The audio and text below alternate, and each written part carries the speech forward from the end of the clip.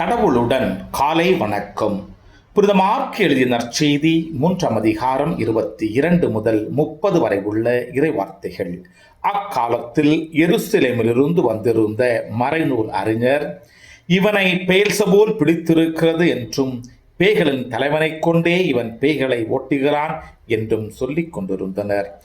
ஆகவே இயேசு அவர்களை தம்மிடம் வரவழைத்து அவர்களுக்கு உவமைகள் வாயிலாக கூறியது.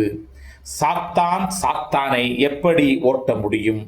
தனக்கு எதிராக தானே பிளவுபடும் எந்த அரசும் நிலைத்து நிற்க முடியாது. தனக்கு எதிராக தானே பிளவுபடும் எந்த வீடும் நிலைத்து நிற்க முடியாது. சாத்தான் தன்னையே எதிர்த்து நின்று பிளவுபட்டு போனால் அவன் நிலைத்து நிற்க முடியாது. அதுவே அவனது அழிவு. முதலில் வலியவரை கட்டினால் அன்றி அவ்வலியவருடைய வீட்டிற்குள் நுழைந்து அவருடைய பொருட்களை எவராலும் கொள்ளையிட முடியாது.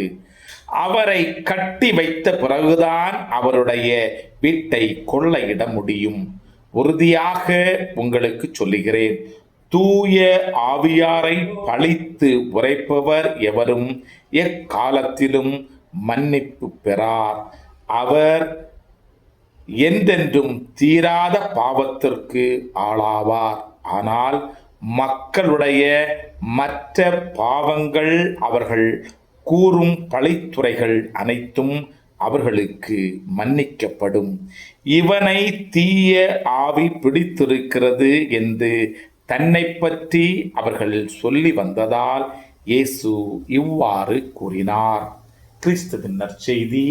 இந்த நாள் இனிய நாளாக அமைய வாழ்த்துக்கள். பல பல பல புதுமைகள், பெருமைகள், இனிமைகள் இறங்கிய நல்ல நாள், ஒரு நல்ல நாள், நம் தேவன் தந்த நாள். இது நல்ல நாள், ஒரு நல்ல நாள், நம் தேவன் தந்த நாள்.